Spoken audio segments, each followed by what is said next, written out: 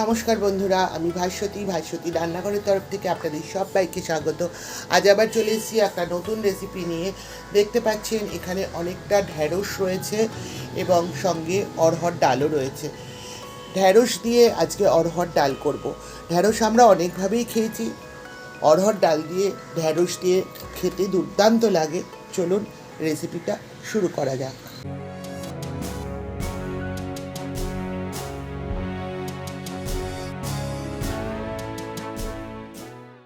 প্রথমে আমি অড়হর ডালটাকে ভালো করে ধুয়ে একটা কুকারের মধ্যে নিয়ে নিয়েছি। এখানে যেহেতু আমি 5 মুঠ আমার হাতের অড়হর ডাল দিয়েছি, তাই সেই পরিমাণ মতোই আমি জল দিয়ে নিয়েছি। এবার এর মধ্যে দিয়ে দেব পরিমাণ মতন লবণ আর হলুদ। দিয়ে দিচ্ছি হাফ চামচ হলুদের গুঁড়ো, দিচ্ছি হাফ চামচ লবণ, দিয়ে দিচ্ছি ছোটো চামচের 1 চামচ শুকনো লঙ্কার গুঁড়ো, দিয়ে দিচ্ছি 4টে কাঁচা লঙ্কা একটু ভেঙে দিচ্ছি। আপনারা যেরকম ঝাল খান সেটা বুঝে লঙ্কা ব্যবহার করবেন। দিয়ে দিচ্ছি 5 কোয়া রসুন, দিয়ে দিচ্ছি একটা মাঝারি সাইজের পেঁয়াজ 4 ভাগ করে। এবার কুকারের ঢাকনাটা আমি বন্ধ করে দিচ্ছি, দিয়ে আমি এটাকে গ্যাসে বসিয়ে 4টে হুইসেল দিয়ে নেব। গ্যাসটা অন করে দিলাম, 4টে হুইসেল হোক, তারপর আমি ফিরে আসছি। এবার ঢ্যাঁড়সগুলোকে সামনের মুখটা আর পেছন দিকটা ফেলে টুকরো করে নেব, মানে 2 ভাগ করে নেব।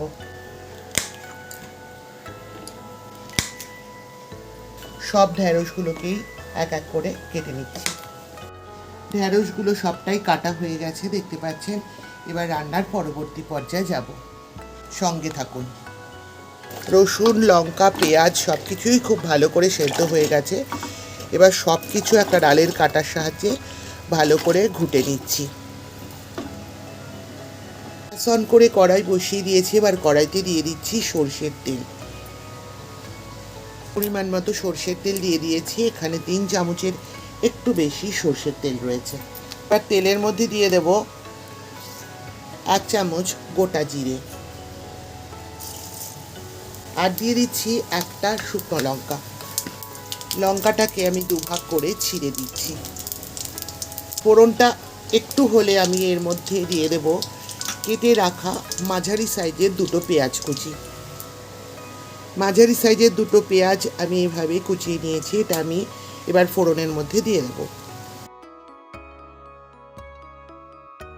আর দিয়ে দিচ্ছি 7-8 কোয়া রসুন। আর এই রসুন আর পেঁয়াজটা ভালো করে বেশ কিছুক্ষণ সময় ধরে একটু ভাজা ভাজা করে নেব।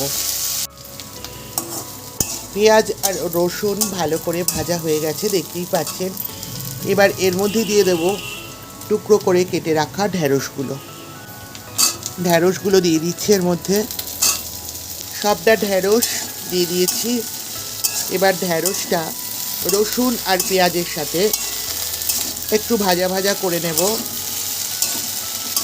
দিয়ে দেব সামান্য লবণ আর হলুদ ঢ্যাঁড়সের মধ্যে, 1 চামচের থেকে একটু কম হলুদের গুঁড়ো। দিয়ে দিচ্ছি হাফ চামচ লবণ। লবণটা আপনারা যেরকম নুন খান সেটা বুঝে লবণ ব্যবহার করবেন। আমি ডালে কিন্তু লবণ দিয়েছিলাম, সেটাও মাথায় রাখতে হবে, সেটা বুঝেই ঢ্যাঁড়সে লবণ দেবেন।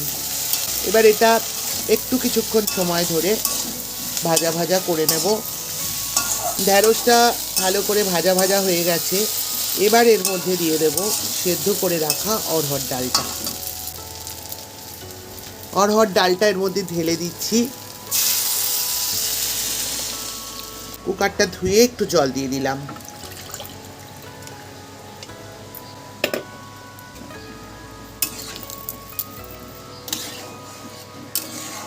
এবার একটা ঢাকা দিয়ে দেব।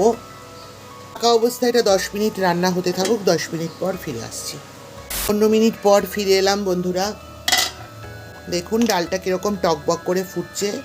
এবার আমি 1 চামচ ঘি দিয়ে গ্যাসটা অফ করে দেব। গ্যাসটা অফ করে দিলাম। একটা ঢাকনা দিয়ে দিচ্ছি। 2 মিনিট স্ট্যান্ডিং টাইমে থাকুক। 2 মিনিট পর ফিরে আসছি। রেডি হয়ে গেল আমার ঢ্যাঁড়স দিয়ে অড়হর ডাল। এটা ভাতের সাথে তো খুবই ভালো লাগে, তাছাড়া এটা রুটি, পরোটা তার সাথেও আপনারা খেতে পারবেন, দেখবেন কেমন খেতে লাগে। একবার এইভাবে বাড়িতে ঢ্যাঁড়স দিয়ে অড়হর ডাল ট্রাই করুন, তারপরে অবশ্যই আমার নাম করবেন। আমার রেসিপিটি যদি ভালো লাগে তবে অবশ্যই লাইক করবেন, শেয়ার করবেন, আমার চ্যানেলটিকে সাবস্ক্রাইব করে পাশে থাকা বেল আইকনটিও ক্লিক করবার অনুরোধ রইল। ভালো থাকবেন, সুস্থ থাকবেন। আজ আসি, আবার দেখা হবে এরকমই কোনো রেসিপি নিয়ে আপনাদের সঙ্গে। ততক্ষণের জন্য টাটা।